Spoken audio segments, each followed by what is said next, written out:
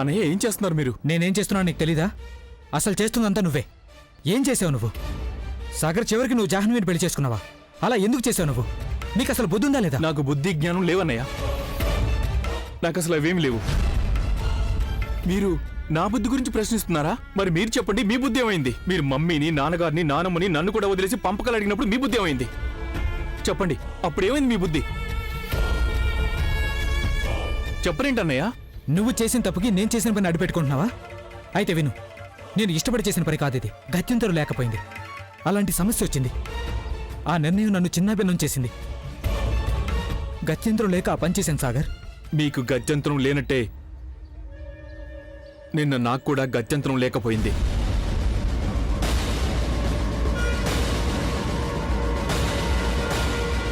గోవిందయ్య గారు, గంగ ఎక్కడుంది? తను నాకు ఫోన్ చేసింది. నేను తీసుకెళ్ళడానికి వచ్చాను. తీసుకెళ్ళడానికి వచ్చారా? అంటే అంటే గంగ ఈ రోజు నుంచి వితంతు ఆశ్రమంలో ఉండాలనుకుంటుంది. ఒకప్పుడు ఇక్కడ తనకి ఆయన వాళ్ళు ఉన్నారని నమ్మింది తను. వాళ్ళు తనకు ఒక ఇల్లు సమకూరుస్తారని అనుకుంది అప్పుడు. కానీ తను అలా అనుకోవడం తప్పు. ఎందుకంటే తను అయిన వాళ్ళు అనుకున్న వాళ్లే చివరికి తన నమ్మకాన్ని వమ్ము చేశారు.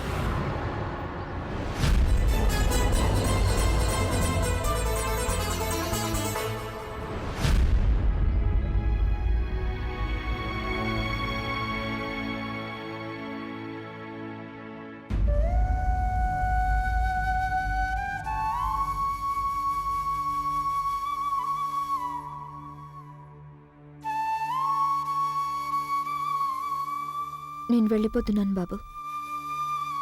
శాశ్వతంగా వెళ్ళిపోతున్నాను. నిన్ను నేను ఇల్లు వదిలి వెళ్ళిపోమ్మలేదు గంగా.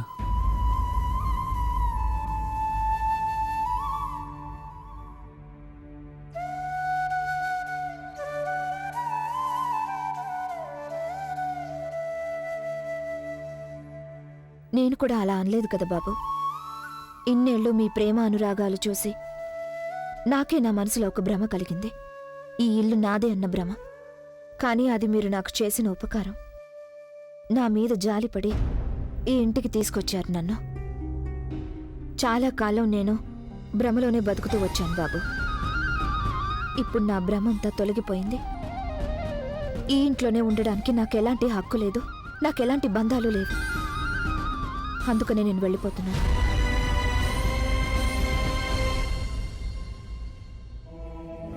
నన్ను ఆశీర్వదించండి బాబు. మీ రుణాన్ని తీర్చుకోగల సమర్థత నాకు రావాలని ఆశీర్వదించండి.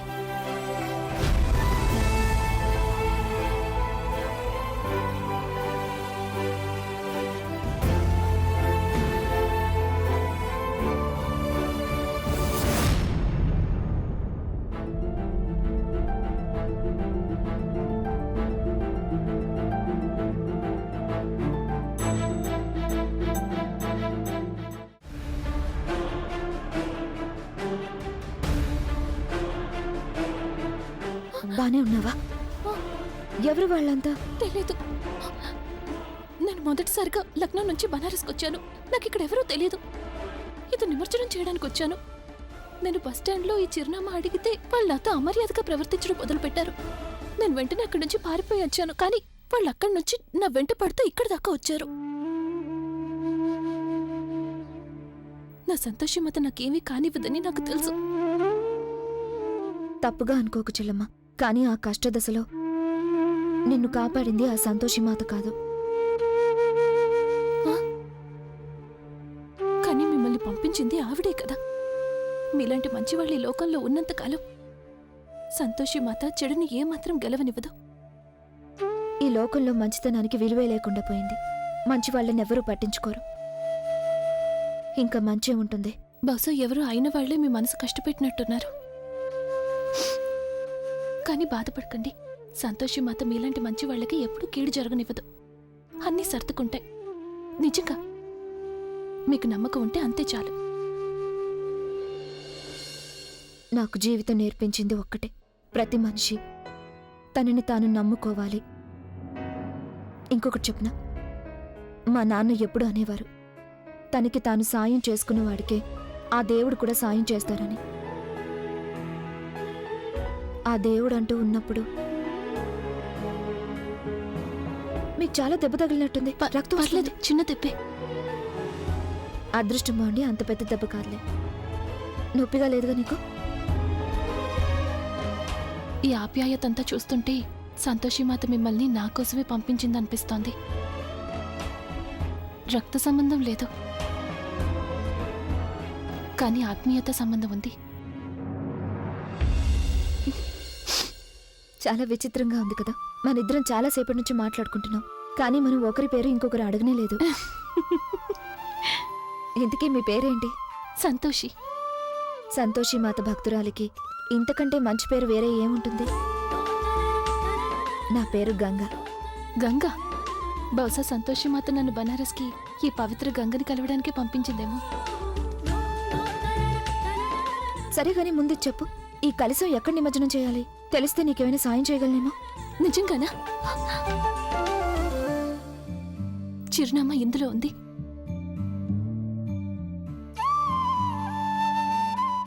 నువ్వేం బెంగ పెట్టుకోకు సంతోషి. ఈ వితంతు ఆశ్రమం ఎక్కడుందో తెలుసు.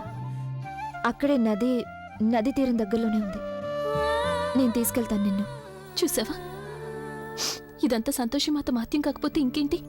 నన్ను ఇక్కడికి తీసుకొచ్చి నువ్వు పరిచయం అయ్యేలా చేసింది. నీకు ఈ చిరునామా కూడా తెలుసు. వెళ్దామా? కానీ ఇప్పుడున్న పరిస్థితుల్లో ఊర్లోకి వెళ్ళడం చాలా అపాయకారం అనుకుంటాను. నా ఉద్దేశంలో ఈ పాటికి ఊళ్ళో కర్ఫ్యూ పెట్టేసుంటారు. నువ్వు ఒక పని చెయ్, నువ్వు నాతో కలిసి మా ఇంటికి వచ్చే. అక్కడికి వెళ్ళాక ఆలోచిద్దాం తర్వాత ఏం చేయాలనేది. సరేనా? అలాగే. కానీ కానీ గంగా, మనం ఈ పని తొందరగా చేయడానికి వీలవుతుందా? ఎందుకంటే నేను మా ఇంట్లో వాళ్ళకి కూడా చెప్పనే లేదు ఈ కలసంతో పాటు లక్నో నుంచి బనారస్కి వచ్చానని. తొందరగా తిరిగి వెళ్ళిపోవాలి. నువ్వేం బెంగ పెట్టుకోకు సంతోషి, నేను గట్టిగా ప్రయత్నిస్తాను. పద వెళ్దాం.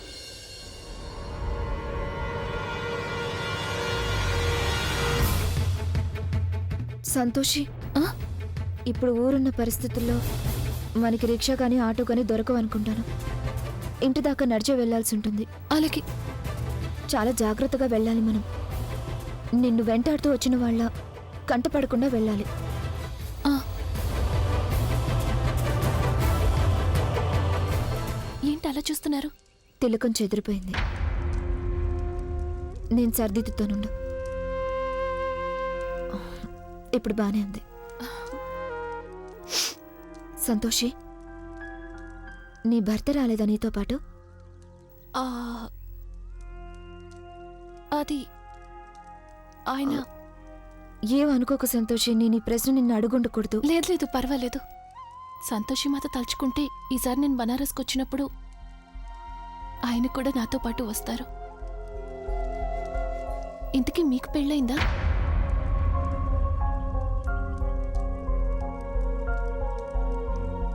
లేదు. మీరు కూడా నాలాగా 16 శుక్రవారాల వ్రతం చేయండి. అప్పుడు మీకు కూడా మంచి భర్త వస్తాడు. నువ్వెంత అమాయకురాలివో, నువ్వెంత మంచిదానివో నీకు తెలియదనుకుంటా. నాకు తెలుసుగా. సరే సంతోషి, మనం చాలాసేపటి నుంచి మాట్లాడుకుంటున్నాం. ఇలా అయితే తెల్లారినట్టే. పద వెళ్దాం ఇక్కడి నుంచి. జాగ్రత్త.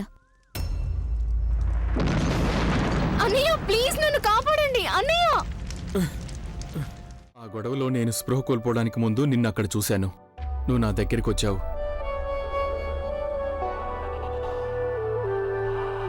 జాహ్నవి నన్ను నడి రోడ్లో నీ చావు నువ్వు చావని వదిలేసి వెళ్ళిపోయింది. ఎందుకు? జాహ్నవి వల్లే నేనిప్పుడు ఇక్కడ ఇలా నిలబడ్డానని నువ్వు అనుకుంటున్నావా? నిన్నెంత మాత్రం ప్రేమించడం లేదు. సూర్యచంద్రులు ఎంత నిజాలో నిన్ను ప్రేమించడం లేదన్నది కూడా అంతే నిజం.